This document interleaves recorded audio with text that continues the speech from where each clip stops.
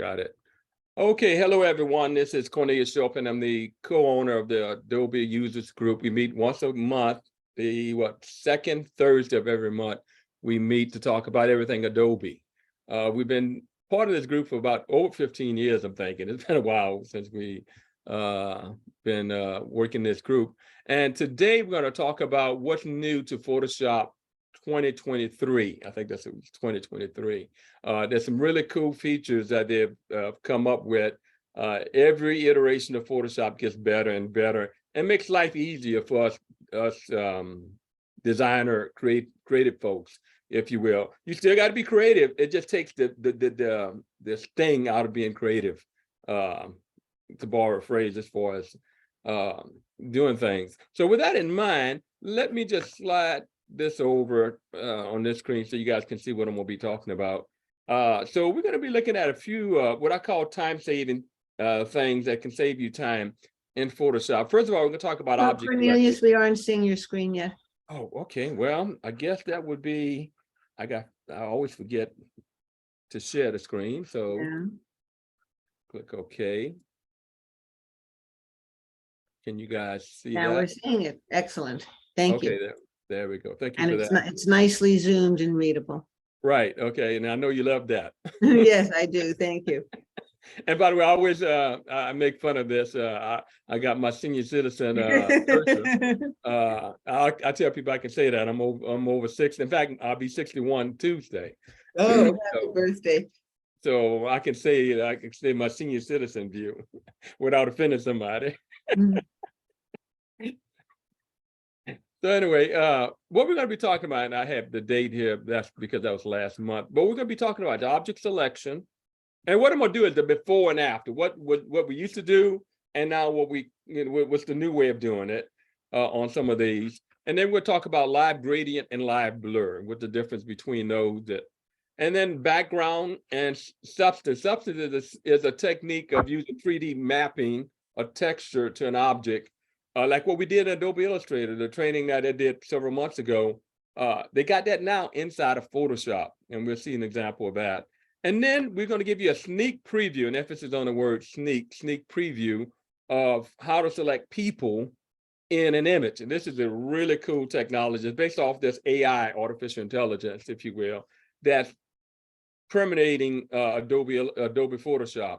There's some really cool, I mean, it's amazing what you can do with all the artificial intelligence that they're starting to build into everything, literally.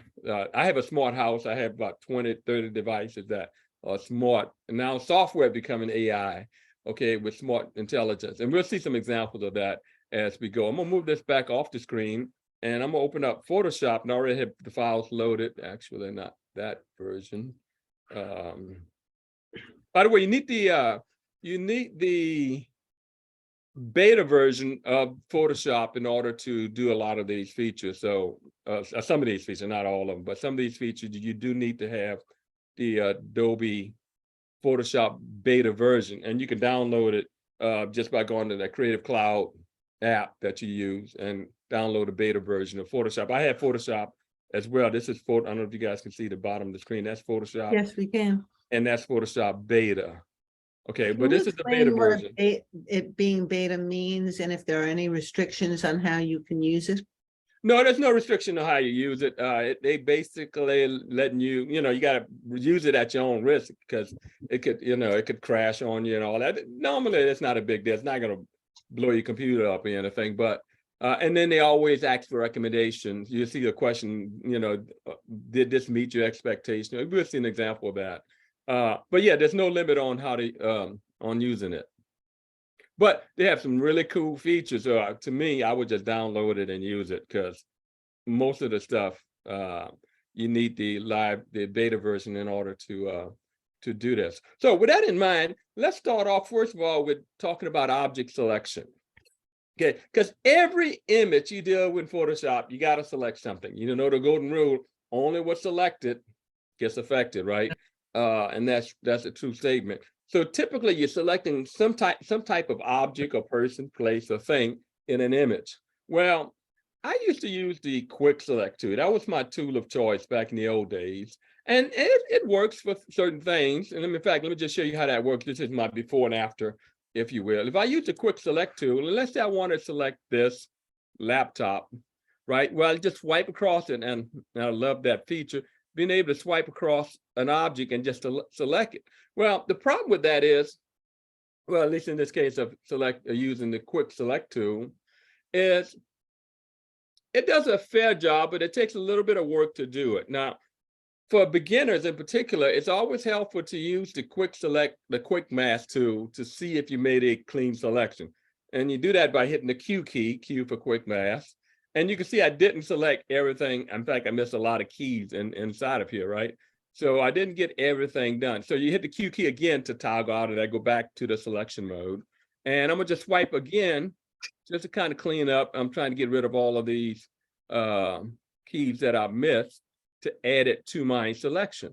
So you see I'm kind of working it. And then if I do the Q key again, voila, I got me what we call a clean selection, okay, of that laptop. Now, obviously I don't have the whole laptop because the guy's head is in the way for crying out loud. But I do have the whole laptop selected, and it's a good clean selection. But it took me a little bit of effort. I had to swipe across it, and I had to kind of rub it to get rid of some of the selections that I missed, right? And I'm gonna hit the Q key again to get out of selection. That's how you toggle between the mask mode and the selected mode. And the quick mask is basically where you can see your selection better. Okay, hence the term quick mask. It's a mask that is created quickly. Okay, so with that in mind, let's look at the other way of doing this, which is really, really, really, really, did I say really a lot? Really cool. Okay, and that is the next tool in line, which is the object selection tool, this one right here. If you select that, you go up at the top here, you're gonna see some options. Well, let me do Control D, by the way, too, to deselect that. So right here, this is the object selection tool. Hey, no. Okay, and then you want to select this option right here, which will allow you to hover over an object. How cool is that? To select it. I mean, just literally, I'm just hovering over each one of these objects, and bam, it goes out and it make a selection on. And I hadn't committed that selection. I'm just hovering right now, but you can see what it's going to select in advance of making that selection. And this is the background, by the way, as well. So you can literally just hover over an object to select it. Now, up at the top here, you can add to a selection just like you can regularly, or you can subtract, or you can. Cornelius, those things are so small, it's hard to read the hover over text. Can you read it, or can you zoom in on it? Yeah, well, I could. This is the add to selection. Let me see let me just read what that say. Let me see if it comes back. Looks like a duplicate icon. That's subtract from the selection. No, this is a new selection. This is add, this is subtract, this is intersect. Okay, so those are the things you do with the normal selection, right? You make a selection and you can add, subtract, or intersect with a selection. But you're doing it with the object selection tool instead. Now, the good news is that you don't have to make a selection. You can literally just hover over something to make a selection, which is really a big time saver, I may add. Okay, now right here, if this thing is spinning, that means it's processing the image so it can make a selection for you. Now, if you want to select all of the objects in the image, and we'll do this last, but if I click on this little button right here, bam, it selected all of the objects, probably except for that pen in that image. Okay, on that desktop. I mean, one click and I'm there without much fuss. If I were to do Control J, come over here, let me get out of this. Let me do that again.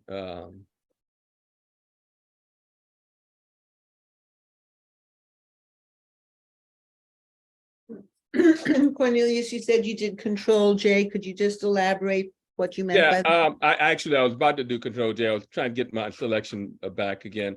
Let me hold on. Oh, that's what I think I had the. Let me do Control D. I think I still had the quick selection tool on that was causing me a problem. So let me try this again. So I got my object selection, and this time I'm gonna click this little button right here. See that? And it highlights all of the objects on the canvas. Is there a hover over label for the button that you just selected that? Yeah, I think there is. Let's see. See, it says object selection tool. It pulls out that Uh-huh. little dialog box. You see that? Can you see right here? Yes, I see the grapefruit that's with the Right. the And so half all you got, selected. and you could turn that off if you're a bit advanced user. That might be a kind of annoyance to you. Uh-huh. You could turn those features off. But for a beginner, that might be helpful to know what each tool can do. So basically, when you hover over it, you can see the little animation of it. It highlights what you're hovering over it, just like. In fact, let me just do the individual ones because it's easier to do.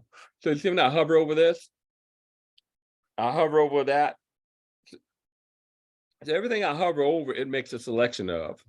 Okay, so let me click on one of these items to select it. I'm gonna click on this and hover away. Notice it selected that without much fuss. Now, if I could use other tools to do this, but this is literally one click away.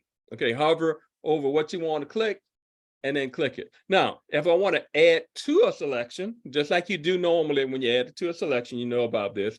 The shift key is used to add to a selection. The option key is used to subtract from a selection. If you remember all about selection in Photoshop, and if you use Photoshop, that's one thing you need to master, believe me, is selection. So if I hold down my shift key, I'm going to flash it at you. I'm just tapping it to show you that this is got a plus sign. Plus mean what? Add, right? It's going to add to a selection. So if I want to add, let's say this object right here, click on it, bam. Now, both of those objects got selected, okay? And both of them will be affected by what you do next. If I want to add another object, notice again, I got the little plus sign. You see that I'm flashing it at you. And then I'm going to click on that one, and I add it to that selection. Now, if I use the Alt key or the Option key on a Mac, you get a little minus sign. You see I'm flashing it at you. Got the little senior citizen cursor up at the top there. If I want to subtract from a selection, click there, voila. So I'm telling you, this is easy. I mean, I wish I had this 10 years ago, okay? Because this used to be, drawing a path around all this kind of craziness. I'm literally 3 clicks and I got 3 objects selected without much fuss. Okay, so this can come in real handy when you're doing things. Now, so that's one thing about selection is that you can quickly select something. Now, by the way, you can also select an object by just swiping over it, like with a lasso, and make a selection. So whatever tickle your fancy. I like to click. I'm a click kind of person. I tell people I like to click, double click, drag and drop. I mean, if you want to make me happy, I'm fine. But if you want to drag a lasso around it to select it, like I could drag a little lasso around here to select it, bam. I mean, how easy can that get, for crying out loud? Okay, because it's all about the selection when you're doing Photoshop, believe me. Okay, so once you have a selection, then you do whatever you want to do. You could delete, you can, move it to a new layer, you could colorize it, delete it, or whatever. Okay, which is a safe way, I should say, to the next nice feature in Photoshop that allows you to delete what's under that selection. Okay, and let me illustrate that. But before I do that, let's look at the old way of doing it. Remember back in the old days, 6 months ago, if I wanted to delete this and make it match that table, I could do what they call a content-aware fill. Remember that? Remember that one? Okay, so if I use the selection tool and right-click and do content-aware fill, right? You get this little dialog box here that you can play around with. But over here, you can basically tell it where to. I'm not going to go into advanced stuff. Let me just click OK to show you what happens, because for the sake of time. And I'm going to do Control D. Now, it did an okay job, but if you look carefully, notice, can you guys see that little line around it? Yeah. Okay. Can you guys see that? Mhm. Right. Yes. So so when you do a content aware field, and what you need to also do is, let me do Control Z or Command Z to undo this, is you need to expand the selection before you do the content aware field. And then let me illustrate what I'm saying. So I got a selection and it's hugging that water bottle, whatever that is, right? But I got to expand it. The way the content aware fields work is it looks around you. It's what I refer to as situational awareness. You know, people tell you, particularly these days, for crying out loud, when you go outside, you need to be aware of what's around you, right? When you walk, particularly when you're walking in the dark, y'all know what I'm talking about, right? You need to know what's around you. Well, that's what the content aware field does. It looks around it and say, oh, I see this, I see this, I see this. So that must be what I want to fill this thing with, right? Hence the term content aware, is aware of its content.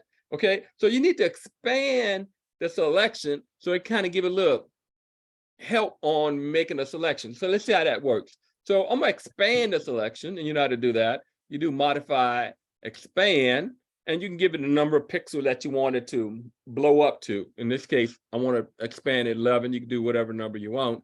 And when I click OK, notice it expanded that selection by 11 pixels all the way around it. You guys tracking me? Now watch what happens when I do a content aware fill. This time I'm gonna click the OK button. And I'm gonna do Control D to deselect. Now it did a better job. Now you can still kind of see closely, you know, where it got cut it out. But if I go back to 100%, you know, you might be a little bit hard pressed to see it. You might be able to see it right here where they got this little stain or whatever spot there. But now let's use this new technique and see if it does a better job. Okay, so I'm gonna do Control Z a couple times for the sake of time to get back to my original image and my original selection, right? Now what you can do is really cool. I'm gonna right click, make sure I'm on this tool right here, by the way, and I'm gonna select delete and fill selection. And this is akin to content aware fill, but in a lot of cases, not always, depending upon the image, depending upon the object, it will delete that object and then fill a selection with its surrounding. Let's see how that works. Okay, I'm gonna click delete and fill selection, wait for it. Bam. Okay, that did a much easier job with one click. I love one clicks, okay? I love one clicks. Okay, with content aware fill, you gotta select, you gotta expand it, you gotta click, all that craziness. That's a thing of the past. Okay, so you gotta forgive me, I'm just excited. Okay, so just between the object selection, that's going to save you a boatload of time. That's a technical term, because you always have to select, at least not, I say always, 99% of the time what I work on, I'm selecting something in the object to do something with it, right? You got to make a selection, and you got to you know, delete it, move it, shift it, or whatever you want to do with it, copy it to a new layer or what have you.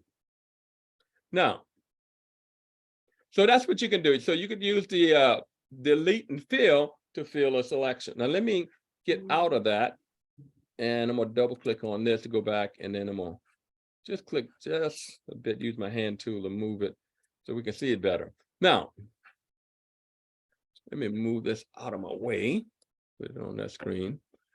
Let's look at, okay, let's look at some other selections. So again, I'm gonna select this, right? Click on it, hold on my shift key, because remember that's going to add to, you see a little plus sign flashing it at you. I'm gonna select that, and then I'm gonna select this because it only got half of that when I was doing this. So I'm gonna add that. Now when I click away, did I select both of those? Let's see, hold on my shift key. And now, just with 3 clicks, I got those 2 objects selected without much fuss. Again, that to me is a big time saver. And then you could do a Control J. Now you're talking about Karen, what do you do with Control J or Command J on the Mac? That is, you got to remember that key. Okay, that keyboard shortcut. It copies the selection to a new layer, okay, which is what you want to do a lot of time. Believe me, I do this all the time. So let me do Control J or Command J on the Mac, Control or Command J, And notice it created a new layer, but only with what was selected. Let me hide this layer to show you that only those two objects that I had selected got affected. And see that, bam. And it's put it against a transparent background denoted by the checkerboard pattern, right? And so this is, again, a big time saver because I could select something. Cornelius, copy it that to the new layer. background looks like a solid cream to us. We Oh, don't, well, let me give you my senior citizen view of it. I can okay, see now the I'm seeing, checkerboard yeah, in I'm it, seeing it's a fine. fine. Well, yeah, those checkerboard. little dots are that checkerboard is really Very small, to fine. be honest with you. Right. It is small, but I can see it. Even at 800 pixels, I mean 800%, I mean they look like dots on my screen. Now maybe I just have a high, and I think I do. Okay, it's a high fine, it's resolution, fine. a high resolution computer. But It's funny, I'd always use Command J for copying a layer when I had made the selection on the right side.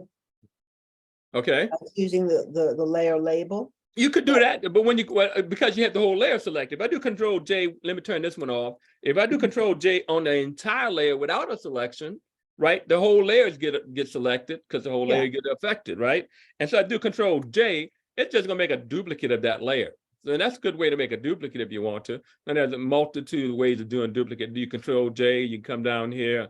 You could drag this down to this plus sign, it add a duplicate, or you can right click and click on duplicate. There's 10 different ways of duplicating a layer, for crying out loud. I like the easiest way, which is Control J, and I'm there without much fuss, if you will. So I'm gonna delete those layers. I don't need all of them. So yeah, Control J, if you don't have nothing selected, it's gonna duplicate the entire layer, all of the pixels. But if you have a selection, and the golden rule is what's selected gets affected, regardless of the layer is on, right? I mean, it has to be on, if it's on that layer, it's going to be affected by what you do. So I'm going to turn that one back on. Let's say I want to select this object and this object, right? Again, I'm going to click, watch this. This is so easy. It's kind of spinning right there. Okay, hold on a sec. There we go. And then I'm going to hold on the shift key again, click on that. And if I do Control J again, I'm gonna select this layer, do Control or Command J, and then I'm gonna turn off this layer. Now, those two objects are placed on its own layer. Okay, so you can see where this can come in handy. I could use my move tool now and then move stuff around wherever I need it to, you know, and then turn, let's say for this one, move this around over here, right? And so you can kind of see that, you know, you can have a lot of power by putting individual objects on their separate layer. In fact, that's the best approach because you can, you know, you can maneuver things a lot better when they're on separate layers as opposed to having it all on the same layer as this is the case. Okay, so that's object selection. Okay, Quick Mask it was a good tool, but now you got the object selection. Life is good. And then the one click is better than the content aware fill. Okay. The content aware field works for some things. You're gonna use it, still use it, but I love that one click stuff. I'm all into the one click. I mean, if you want, or even 2 clicks for crying out loud. 3 clicks makes me happy. Okay. 1, 2, 3 clicks, I'm there without even thinking about it. Life is good for me. Okay, y'all just excuse me when I get excited about that. So let's look at the next thing, and this is a live gradient and blur and live blur. So there's 2 different things here. So I'm gonna use another image to demonstrate that one. Here's an image and I'm gonna zoom in on it a little bit and set. Question? No? Okay, so anyway, so what I'm gonna do is, again, I'll make a selection first, right? And you know how to do that. I love this tool. Use the object, and I'm gonna use this tool a lot more than I do the quick select tool. That I've always used this tool, but this is my go-to tool now, believe me, because I can literally just go and bam, select something. I mean, just hover over it and click on it, and when I move out of the outside of the canvas, I can see the selection. Again, I hit the Q key, I can see what's not selected, which is that red area that's not selected. That's the quick mask. I hit the Q key. Remember, the Q key is for the quick mask. And it's going to show you what's not selected. Okay, but what I do want to select in this instance is not the girl. I want to select the background. Now, if you remember in my wraps on selection, one of them says that if you wanted to get a selection of the background, invert the selection all around. Sing it with me now. Okay, if you want to get to the background, that's these trees, you got to invert the selection all around. Now, how do you do that? Well, it's really easy. You do select, invert, bam, I got the selection now of the background, not the girl. In fact, I can prove that. Hit the Q key. Q key, by the way, is your friend. Okay, so you hit the Q key again, and notice she's protected now because she's under the quick mask. Think of what's under the quick mask is protected, right? And the background now is the selection. So whatever selected gets affected by what you do next, whatever edits you do.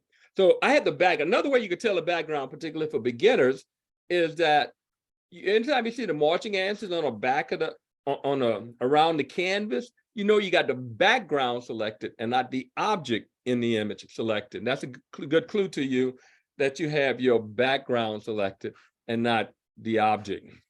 So now that I have the background selected, let's have some fun. First of all, I want to, as usual, you make a selection, then you pop it, technical term, to a new layer. You do Command and Control J, bam. And if I turn this off, actually, what I wanted to do, let me back up just a little bit. I actually wanted to, no, I'm still in the quick mask mode. Okay, let me do Control D. What I actually wanted to do, and I forgot to do it, is I actually do want to put it on a separate layer, and I can do that rather quickly again. So I'm gonna select that, I'm gonna do Control J, and you can see that she's on a separate layer by herself, right? Like we did with the objects on that previous image, right? Now that we have that, now I want to create a background image, right? So I'm gonna click the new layer icon down at the bottom here. This is new layer icon. It creates that new layer, but I'm gonna move it to the background. I mean, above that image, right? And then this is a blank layer, okay? So because I want to add the gradient to that layer behind her, okay, behind this runner. So the first thing I want to do is do the old way of doing this, right? So remember, you should use the gradient tool, and then you select the type of gradient that you want. Let's do something fancy, like I like these blues here. Let me see if I can scroll. I like that one, okay? And if you click and drag, now the length you drag, the direction you drag, and the angle you drag would dictate the gradient, the way it's gonna go, right? So notice you can just click and drag your gradient out to create that gradient. Now, in the old days, you would have to go to this panel and adjust the gradient levels right here. You know, you can move it left and right and all kind of craziness like that. But the new way of doing this is literally like if you know anything about Adobe Illustrator, Adobe Illustrator have had this for some time, believe me, you can now go on the stage itself and adjust the gradient. This is why it's called live, okay? Live gradient, hence the term. And you can literally move this thing around. Maybe I want to look like a sky up there, and then maybe a fog right here, and maybe water down there, right? Again, you can rotate it, you can adjust the gradient, you can make it, you know, if I pull this in, I can make it solid, you know, maybe two-tone color like that. Maybe she's walking on water, okay? So anyway, the bottom line is you can adjust the gradient without much fuss. Again, I love that 1, 2, 3 clicks and you're there, life is good. Okay, so that's a live gradient. Okay, so whatever you want to put a gradient to, you can just manipulate it on stage, as it were, on a canvas, as it's sometimes called. So that's live gradient. Now let's look at the Gaussian blur, because I'm sure you probably heard of the Gaussian blur. Everybody but the grandmother, no offense, right? Use the Gaussian blur. I even like saying it, the Gaussian, got a little ring to it, the Gaussian blur. So let's see how to do that. So I am going to, let's see. Cornelius, do you know that it is pronounced Gaussian? I always called it Gaussian, but I could be Gaussian, wrong. that may be my Louisiana twang. It might be Gaussian. Uh-huh. It's like data, depending upon what part of the country you're from. Okay, I might be mispronouncing that, but that's what I call it. So anyway, let's look at how to do a live Gaussian blur. Okay, that got me thinking about how to say it now. Okay. All right, so let's see. What I want to do is I'm gonna delete this just for clarity's sake so we can see this better. And I got that picture already. And actually, I'm gonna duplicate this later. Just Control J. And let's see. Let me think about what I want to do here. I'm gonna use this. Actually, I'm gonna use this image to show you this. So in the old days, again, I'm doing the before-after view, right? So if you go up and do a filter and then blur, and then Gaussian blur, I guess it is Gaussian blur. Okay. It's going to blur that image, but let me cancel it. Show you. First of all, let me make a selection. Let me make a selection first. Delete this so it doesn't illustrate. Get a better illustration. So I got this image. I want to make a selection, and again, you know how to do that real quick. You just wait for it to finish processing. See, it's processing right there. You got to wait for that to stop. Now that stop, I can just click. Man, I'm there. I love that. Okay. Now that I have that, I want to get a selection of the background. Remember? So you got to invert the selection all around. So I want to get the background. You know how to do that. We talked about that. Do select, invert, bam. Now I have the background because I want to put that Gaussian blur on the background. So now that I have it, I'm gonna do select. Now in the old days, what we used to do was filter rather, blur, and then we did the Gaussian blur, right? So you do that and notice it blurs the background, and you can adjust it, you know, however you want, right? Just like that. And then you could do a preview to see what it looks like before and after. That's the old school way of doing things. Well, and you click OK, and it literally, let me do Control D, Command D to remove the selection. It literally etched that filter into that image. So there's nothing else you can do about it. So that's so typically when you apply an effect, a filter, best practice is always, emphasis there, always create a smart object out of that image. And then you can adjust. I can't adjust that blur now. I'm stuck with it. Okay, now let me do a Control Z to undo that to show you what you could have done to prevent that problem from happening. So if you have a selection, and I'm going to invert that selection again. And this, before I do that though, let me do one thing. I'm going to make this object a smart object. Okay, and the way you do that is you could just right click here and do convert to smart object. And you see a little icon right there? That means that's a smart object now. Now that I have a smart object, now when I apply a filter, it's gonna be adjustable. Therein lies the difference. So if you're gonna use any of these, most of these filters, you always want to make a smart object. You know, right click and do smart object, and then apply the filter. Watch, when I apply the filter this time, that blur, Gaussian blur, right? And I can adjust it, right? And once I commit it, you say, well, I want to go change. I want to make it a little bit more blur. Well, look here. Now I got information here to do that. So I can literally click back and make it even more blur. So I'm not setting concrete, as it were, if I use a smart object. And I have another training on smart object, because smart objects are what? Smart, hence the term, right? You want to learn about smart objects because they can save you a lot of time, particularly if you're doing what they call prototypes or mock-ups and all that fun stuff. Smart object will save you a ton of time. Okay. Question? Can I ask a question? Yeah. If you make an adjustment like you just did, say on the gradient, you have numbers that describe the colors that you're using in the gradient blur. Go ahead.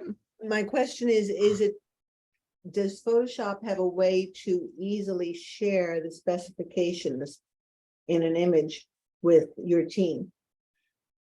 Not that I know of. I mean, you could double click on this again and see what that value I is. mean, you can always take a screenshot of it and send it, or write it down, Right. not make a typing mistake. Yeah. Typically, let me see. Yeah, see right here. I mean, Mhm. I could look at this pixel right here, and this is what you send off to your Right, team. right. So that's what you can do. But the good news about this is I can adjust it. So I do like this way of using the Gaussian blur. Now let's look at the new way, which is called live Gaussian blur. Okay, so I'm gonna cancel out of that, and again I'm gonna delete all of this just for the sake of clarity. I could keep it, but I want to just start off with a fresh copy, if you will, of that image. And let's do it again, but this time we're going to do it with the live Gaussian blur. You got me saying Gaussian blur now. Okay, so again, I'm going to my, I love this, click and select, I love that. I'm going to invert it. We've done that before, right? Because I want to affect the background. Now that I have the background selected, let's see how we can affect it. Okay, so what I want to do is make a, and I could make this a smart, in fact, I probably will. I'm gonna just make this a smart object. Okay, life is good. Okay, but now I want to do is not a blur, a Gaussian blur. Actually, it doesn't let you do it with smart objects. Okay, so let me undo that. Control, Command Z. It doesn't let you do it with a smart object. Go figure. Okay, so let me do that again. But this time, I'm gonna do blur, and now I have a live Gaussian blur. Okay, so the moral of the story I just learned is it does, when something gets dimmed out, think about what you last did, and that was probably the reason why it's dimmed out. In this case, I knew it was that smart object causing it to not be selectable. So anyway, I'm gonna select. Notice this one. This is the old one. This is the new one. So when I click on this, I get this dialog box here, which is nice in some respect, because I could select the amount of blur, right? Like before, right? We saw that. I got a preview. We had that before, but I got this new feature called fade. I could fade the thing, the blur, but most importantly, and the most about this one is I put it on a new layer. So I got new layer. Current layer basically again does what it does with the old way of doing it. It literally burns it into that image, and then there's nothing you can do about it, right? But if you put it on a new layer, it's going to create a new layer, but with that effect applied to it. And pay attention over here when I click OK, when I do a new layer, bam, notice it create a new layer with that effect applied to it, right? So you don't mess up your original. And the golden rule, if you know in Photoshop, you never mess with your original. I never alter my original. I'll make copies of it. I'll mess it up. I delete it. I do all kind of craziness to it, but I never, ever mess with my original image, bar none. Okay. So there you have it. That's live Gaussian blur. So what time do we have? I think we're about done, so, or a little okay, over well, time. I'm halfway through, so I'm going to save this for next year. Okay, that's a good way to start 2023. Because I was going to cover, let me just show you. I was going to cover the background and substance, which is cool. And the photo restoration, which is really cool. And then I was going to do the people selection, which is probably, so I could probably, beef this up for next year class by itself, and then do a people selection. That'd be another class by itself as well. But I want to tease Carol so she can come back with that people selection, and then we can call it a close. Is that all right, Carol? So because you're gonna like this. That's all right. And I know you work with a lot of this kind of stuff. So let me Yeah. move some of this stuff out of my way. And I got a image right here. There we go. So what you can do, let me zoom in on this and move it around. I love this feature. If you go up to filter and you do camera raw right here for you camera raw folks out there. You guys can appreciate this. And then select the mask, this thing right here. This, I'm telling you, this is slicker than slime. I mean, you know, slime is slick, right? You get this look, click on that and notice, look here, you can select the subject, you can select the sky, and obviously I don't have a sky in this image, or you can select the background with one click. No, again, don't get me excited, right? I love one clicks. I just love one clicks, okay? When I watch what happens, I click subject. It knew all three images, or three girls, I should say, in that image, one click. How cool is that? Now, let me go back. I'm gonna cancel that.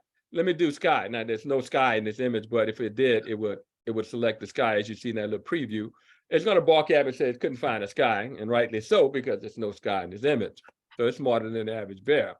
And then I can do background. So if I select background, that's this thing right here, right? That's around them. That's the background. Okay, click on it, bam, I'm there without much fuss. Even through the hair, I could see the background. How cool is that? That is slicker than slime, okay? I'm excited, I'm sorry. It looks like you did a pretty good job on the hair. Can you delete that background or mask it out? You could, So yeah, that's all. see. But let me take it, and again, I'm not gonna give away all of the good stuff, but let me just show you that what I really like. You can select all of the people in the image, or you can select the individual people in the image, what we call individually or collectively. Y'all like that? Individually or collectively. So if I want to select the first girl, bam, right there. How cool is that? If I want to select the second girl, bam, I'm right there without much fun. Look, it didn't even get the hands on the other girl that's holding her. I mean, I'm telling you, that's slick. Okay, I'm sorry. You just got to forgive me. Hover over here, her, bam, get the next girl. Okay, now let's take it a little bit step further. If I go up to this first girl right here and click on it, now this is where the fun begins. I can change her face. Look at that. You see right there? I can select the face and do it. I could brighten her, darken her, or whatever. I could select a body. Look at that. It's new enough to select a body. I could select her eyebrows, the white of her eyes. If I want to whiten her eyes, her iris. What are you doing to make those selections? I'm just hovering over, you see right there, I'm just hovering over this. Oh, I see. And I can't read those words. What do they say? Okay, this is face scan, and you can see that's her face. You can see it in the image. This is her body scan. You can see it's her body. I mean, how cool is that? I'm sorry, you guys. It's very cool. So eyebrows. So is this artificial intelligence that describes what's Exactly shown? If it was a picture of a leg and toes, would it be describing ankle and? No. It's looking for facial features, right? Okay. It's looking for a person's face, a face or body, facial body features. Okay, right? If it was a dog, would it know that it was the dog's ears and tail? I don't know. I hadn't tried it on any animals, but I know it does a good job on people. In fact, it says people mask. So I guess it works with the people, and I don't know if it works on animals. Right. You could probably try. But the fact that it selects the eyebrows, the eyes, for crying out, the white of the eye, not just the eye, but the white of the eye, for crying out. This is the iris of the pupil. That's the eye itself, right? You can change the color eye. You want blue eyes, green eyes. You can change that rapidly. Or the lips, okay? Or the teeth. Now, she's already had white teeth, but if she had yellow teeth, you could change it. You can brighten her teeth real easily. And a lot of people do that, right? Those little magazines you see in a store, you think they look good, and it is all that photoshopping, right? Y'all know what I'm talking about. Or the hair, and y'all like to do the hair stuff. Y'all know about that. But let's do the lip. Let me do a quick lip, and we'll call it a day. Because this is an easy one, right? So I'm gonna click on lips right there, and I'm gonna do create. Watch this. Now I can adjust the color of her lips, right? So I could, you can see I'm changing the color right there, and then I'm just playing around with this slider. Let me see if I can get that in there. Ooh, that's real red, huh? Okay, and then again, so select the color you want, and then you click OK. And wait for it, click OK. I'm down at the bottom here.